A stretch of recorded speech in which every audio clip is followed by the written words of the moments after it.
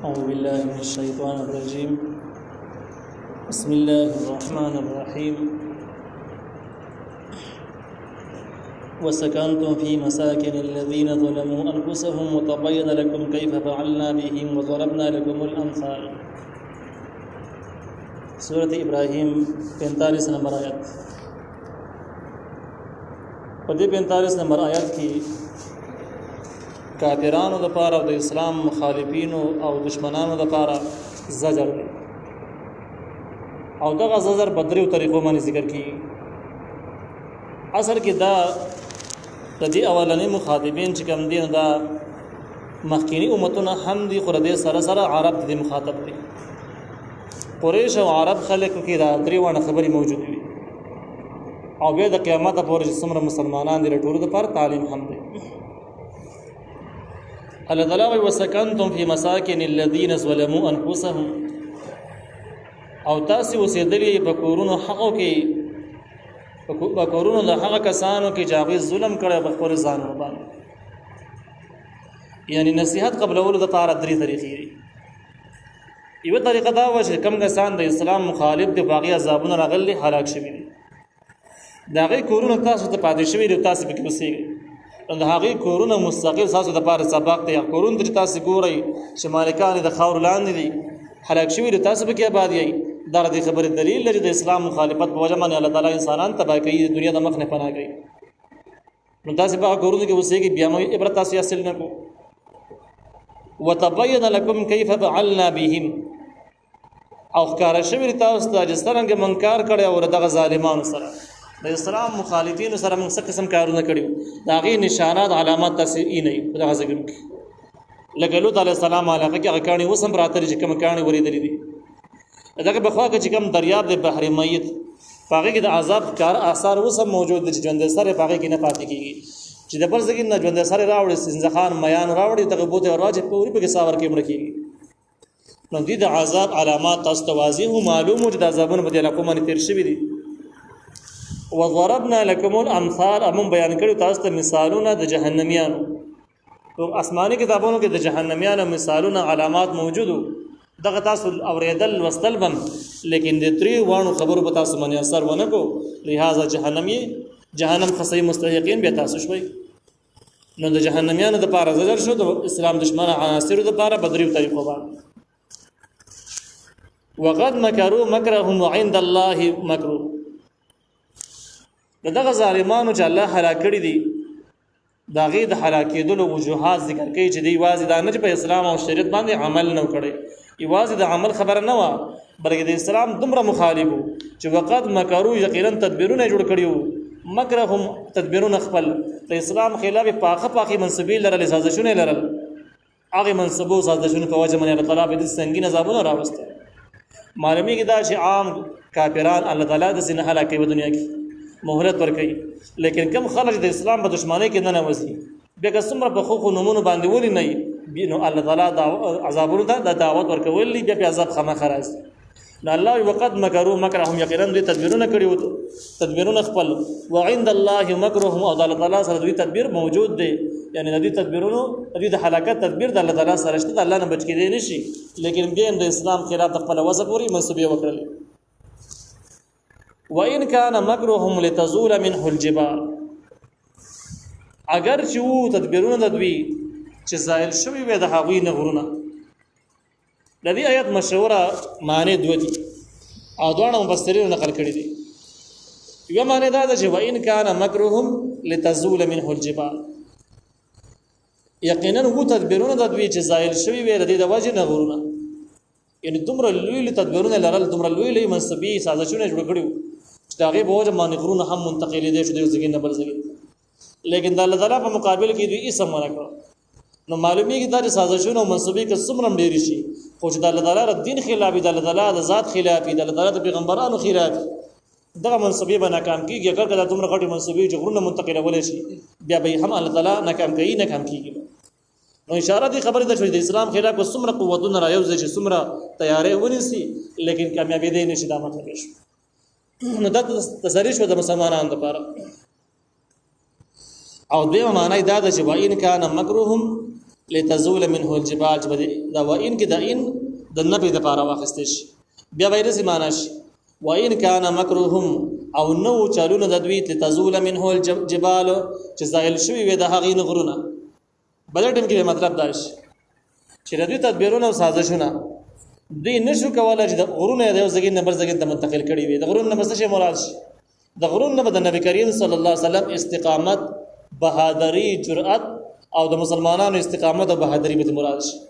نو معنی دا شو چې دې سازشونه ډېر خطرناک جوړ کړي وو لوی سازشونه لرل لیکن دغه سازشونه د نبی کریم صلی الله علیه وسلم او صحابه کرام استقامت بهادری او جرأت دای زایل کولای نشو دا به جبال قسم له تشبیه بشي چې ګویا د صحابه کرام او د نبی رسول الله دغه استقامت او بهادری په شان د غرونو او غرونو دی منتقلولای نشو ځکه ناکام پاتې شو دای لفظي فرق دی نور په مفهوم کې فرق نشته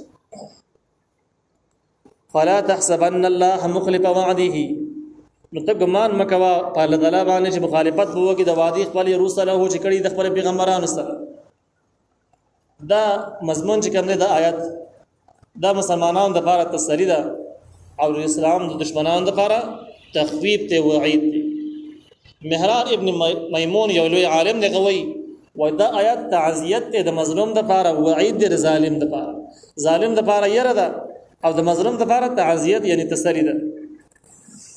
نو اوس د صحابه کرام سره د نبی علیہ السلام سره او د دنیا د هر دور د مسلمانانو د الله تعالی د فتح نصرت او د کامیابی وعده کړی دي چې دا تاسو به غالب کیږي بیا دا کامیابی به کله د چې په دنیا کې فتح نصیب شي او تاسو وینئ چې هغه د حکومتونو او ریاستونو په لاس باندې ورشي کله د څه وشي چې دغه سیونه شي هم د اسلام په خدمت کې دغه د اسلام د عیان مظلومان وفات شي شهیدان شي او سبا لاس باندې ورنشي بیا اخوا چې کوم دی د قبر حالات راشي د آخرت منظر مخ ته رواني نو په دې ورستنو مرحلو کې د قبر په مرحله کې او د آخرت په مرحله کې دوی د عذابونو نه محفوظي پراحتونو کې جنتونو کې او ردی دشمنان چې کوم دی په سختو عذابونو کې گرفتاري د الله تعالی وعده دي د مسلمانانو سره او د مظلومانو سره او د هغه په مقابل کې د کافرانو او د اسلام د دشمنانو لپاره وعیدات دي چې دشمن د اسلام دشمن عناصر و دنیا کې به هم الله راونسي کبه دې کې راوندنه ول په قبر کې به خامخره نسي او د قبر نور سبحانه تعالی جهنم ته حمر دی اوس د منځ کې به خلک د اسلام مخالفت کوي د حد نه سیوا بغاوتونو سرکشي به روانه لیکن الله تعالی به مهلت ورکړي سبب ورته وینا دا ولدي خبره دلیل نه چې الله بلاس نه رسي یا الله دې خبر نه دی او یا دا شي د دومره زورور دی چې الله تعالی نه رانیسي یا د په حق باندې دی دا مفهوم نه دی بلکې د الله تعالی وعده به خیر رښتونی دي د خپل پیغمبرانو سره د مسلمانانو سره کوم وعده چې کړي د فتح د نصرت د کامیابی د جنت هغه ورته خامخا ملاويږي نو الله تعالی وی فلا تحسبن الله د ګمان مکو په الله تعالی باندې مخالف وعده چې مخالفت وګړي د خپل وعده رسول او چې کړي د خپل پیغمبرانو سره چې هغه جنت د راحت او د فتح وعده دي ان الله یقین الله تعالی عزیز غالب دی په ټول خلق باندې لا سره ذو انتقام خاوند د بدري اخستلو دی چا چې الله تعالی په دین پورې ملنډ کړي الله تعالی په مخلوق سره ظلم کړي الله تعالی ته یقیني انتقام اخلي پر دینه یوم تبدل الارض غیر الارض فهغه ورځ بدل بشي اسمکه د ازمکه غیر الارض بل ازمکه سره د ازمکه بلری شي بل ازمکه براش دا تخفیف اخروی دی چې د خلکو باندې یو د ورځ را روان راغی د قیامت هیبتی ورځ او د دې هیبتی ورځ ځنی احوال دادي چې د ازمکه بل لری کې دی بځای باندې بل ازمکه راوړي د اسمانونو بلری شي نور اسمانونو براش د خلک په مخامخ الله تعالی ته پیش کیږي د حساب کتاب د پارداس هیبتی او خطرناک ورځ ده نو په هغه ورځ باندې پیغمبرانو سره هم وعده یقیني رښتونی شي د اسلام دشمنان به جهنم ته ورځول شي او چا چې دین د لپاره قرباني ورکړي دي کړهونه مهنتونه کړي دي هغه ته الله تعالی جنت ورکړي الله تعالی به هغه ورځ باندې چې بدله بشي د ازمکه بل ازمکه سره او اسمانونه در دې لفظ معنی شي اوس د دې په ظاهر کې دوه احتمال دي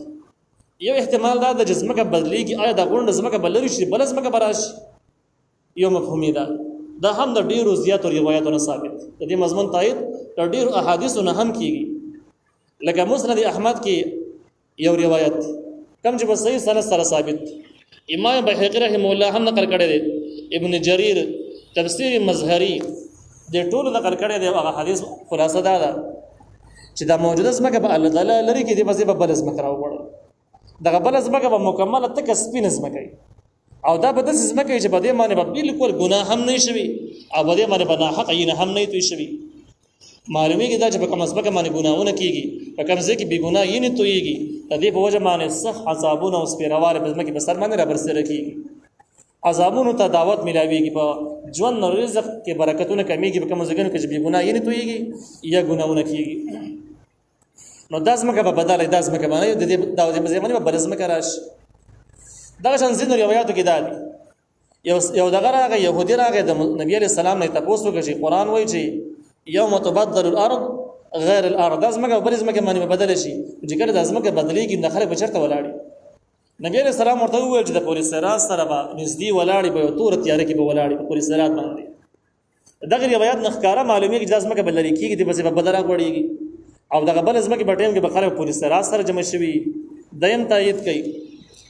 یو بل روایت کې دا هم دی د مسلم شریف او د بخاری شریف روایت چې دا ځمکه به وغځول شي او داسې به وغځول شي چې دینه بل وړه جوړه غرونه غارونه دا ختم کړي شي کولاو شي نو دغه روایت نه معلومیږي چې ځمکه صفت بدل شي ځمکه بدای او صفت به بلی اواره به بالکل بغل ول جوړه پکې نه اوس دې ځکه کې دوه احتمالات د اکثر روایتونو معلومیږي دا چې ځمکه بلری شي بل براو غړيږي او دغه یو روایت نه معلومیږي دا چې د ځمکه به حمدای لیکن دا به اواره شي غرونه به لری شي او دغه شان دغه دا براخ کله شي اواره بکړي شي او دغه روایت کې دا هم د خلک پر ځمکه بسر باندې د سی ولاړی دا کوم خلک چې مړ شوی د ټول راځوندي شي دا به د سی ولاړ چې هر انسان ته به دومره ځای پر ځمکه باندې میلاویږي چې څومره ځای کې دی ودرې دی چې سره نور ځای به نه میلاویږي ځمکه به دونه تنګ شي نو دغه روایت تقاضا ده چې یاره ځمکه بدای صفت په بدلی دې معنی مولانا شفاری تانوی رحمه الله په بیان القرآن کې تفصیلی بحث کړی دی او دی وایي چې ځمکه باندې به دوه حالات راځي اول سر کې بداسي و چې د قیامت په احوالو کې چې کله قیامت جوړ شي خلک ژوندې شي د ژوندې کېدو په صورت کې به دا ځمکه وغځول شي لوړه او جواره به لري شي او دا براخ کله شي وګدا بشي او په دې باندې به خلک راجم شي خو چې کله حساب کتاب وشي نو حساب کتاب نورسه به خلک بل ځمکه ته منتقل شي بیا په بل ځمکه باندې پولیس سرات باندې به پوری وځي او بل ځمکه ته منتقل شي او د بین القرآن والا یو روایت هم نقل کړی دی چې دا روایت خلاصه ده چې کومه د موجوده ځمکه د جمع بیا آباد دا ځمکه د غزیدو نورسته د غړول نورسته چې خلک به راجمع شي حساب کتاب پیوشي دا بر جهنمي سو ګرځي د دې سمندرونه به ور واخلي به دې کې به لمبي جوړ شي او دا بر جهنم مستقيله اسشي او خلک به کوم ځمکه باندې به ژوند تیارې به کوم ځمکه د حساب نه بعد دی منتقليږي او به کوم ځای باندې دی آبادیږي هغه بدل ځمکه د ځمکه باندې دی نه علاوه بل ځمکه نو کوم ځمکه چې کوم ځای کې ځمکه د غوړېدلو باسته دا حساب کتاب نه مخکینی خبره ده او کوم ځای کې د بل ځمکه د راتللو باسه دا حساب کتاب نه ورستانه خبره ده دا دوه احوال راتلی شي د براشي او بده کې تضاد وینه معلومیږي وبرزول الله الواحد القهار او دا خلق به پیش خاص الله د یو او غزور ورزات هغه د پیش وذر المجرمين او تبين مجرمان خلق يوم اذن بدغه ورز باندې مقرنين في الاسفاد چې دی به تړلې شوی په زنجیرانو کې ډېر مجرمان خلک تاسو په قیامت په ورځ باندې وی نه چې بلو یو له زنجیرانو کې به تړلې شوی سرابيلهم د دې کمیسونه به من قطران د ګوګړو قطران ګوګړو ته وایي او رنزله د دوه معنی مشوري معنی دا رنزله چې کوم دی عام کوم ترجمه چې نقل کړي دي نو تفسیر اصل کلام وایي چې دا یو د څه شی دی دا یو قسم لتیل او دا تیل چې کوم دی خلک په خار باندې لګي په هغه ټیم کې چې کله په وخت باندې پم ولګي دا چې کله په وخت باندې ولګي نو د یو خو ډیر بد بي دي تیر نه خوشي بيزي دی په خوا سره ورته نشي مردار بي دي او د یو تیلو کمال دا دی چې په کوم ځای کې ورګول شي نو هغه ځګین ته دا ور در په نږدې چې کوم ځای کې ور بل شي دا تیلو والا کس په ورشي دا تیلو ته مخامخ کې انداز ته ور راکاږي د پېټرول په شان کې او دې نه معلومیږي دا چې د جهنميان کو یو مسله دا چې په خارق باندې بماري او دی ګړو باندې بغوړ شي به د غرنزرو په تیلو باندې چې کله په دې باندې غوړ شي نو دینه په بد بیمزي او جهنم ته رسن مخامخ شي نو دا تیل بر ور ځان تر راکاږي نو ور به انتهایی تیز شي دې سره تفسیر باندې قرآن لیکلي دی چې قطران چې کم دی نو دا ګوګړو ته وایي او ګوګل دی وسه شته وایي نو دا یو ونه د هغه ته چیر نو مې د پښتو کې د دې ونې نه دا تیل راوځي او دې باندې خلک ځان غوړي د دې تیلو کمال وای دا د جوور ځان ته راکاږي نه دوه خلاصه سره نږدې نږدې شول بیا مر په قران دې دا ملکلي دي چې قطران دا تارکول ته هم وای نو بده ما چې معنا دا چې سرابیلهم من قطران د دې کمیسونه ما جوړي تارکول او تارکول کوم د صفات د جوور ځان ته راکاږي ورګرمي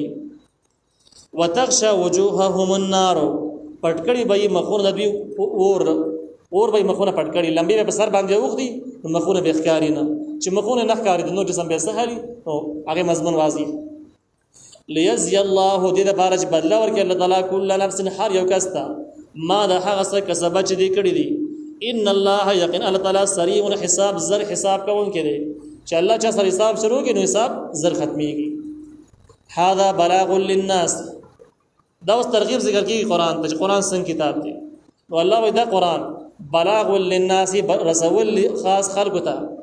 ته رسول نصيحت رسول یو مضمون دی یعنی دا خلق ته رسول پکار دی د قران یو پیدا دا چې قران د خلقو ته تبلیغ لپاره دی یو پیدا دا شولا ولينذروا او دې لپاره د خلق ويرول شي دا عذابونه به د قران په ذریعہ باندې د قران دویم حکمت دا ده چې بده کې هغه احکام مسائل هغه واقعات ذکر کیږي چې کوم د ګناهونو د مجرمانو متعلق دي نو داغي حاصل دا ده چې د ګناهونو نصریه پیدا شي چې ګناه خطرناک شي دي او ردی د الله آزاد دعوت ورکول دي او ردی به وجه نور امتونه هلاک شي د موږ داغي څخه غونې موږ کې هلاک دي شو د ګناهونو احساس سره پیدا شي ودای دوه فائدې شي وليعلم او دې د فارې داخله کوي شي انما هو اله واحد چې یقینا د الله خدای یو دی نو بده کې د الله تعالی توحید بیان د قران په مضامینو کې داخل لې نو بل پیدا قران دا د الله تعالی وحدانیت او پیژندل شي وليذكر اولو الالباب او دې د پاره نصیحت قبول کې خواندان د عقلونو سلورم فائدې دا د کوم خلکو کې عقل شته عقل والا خلک د قران نه فائدې پورته کی او د نصیحت واخلي باقي باندې عمل وکړي انسان کې یو سیز دی یو باطنی سیز دی چې دا جسم نه لري هغه د عقل وي عقل یو باطنی قوت دا قوت چې کوم نه باندې کو اعمال سره د قوي کیږي تیزي او ګناہوں سره د عقل خرابيږي کمزوري کیږي دغه شانت قوت حافظه هم دسه ده قوت حافظه غشې د کم یاداش لري او کم خبرې ته زده کی نه یادي پردي د میموري کارت وانت کې سیس ده نو دغه قوت حافظه هم د قشن جسم نه لري د قوت ته د جسم نشته او عقل چې کوم ده هم جسم نه لري د جسم سیس نه لري او د فلسفه هم لیکري د یو بسيط سیس د جسم نه لري مرکب نه دی دا دوه قوتونه په ګناهونو سره کمزوري کیږي او په نیکو اعمالو سره د قوي کیږي نو کوم خلک چې مجرمان ګناګار خلک په دنیوي کارونو کې ډېر مهارت لري لیکن د دین په کار کې ودی مکمل پیلي په خبره باندې به کویږي نه نو قران هغه چا ته فائدہ رسوي چې د چا عقلی په ګناہوں او جرمونو کې حد نه کراس کړي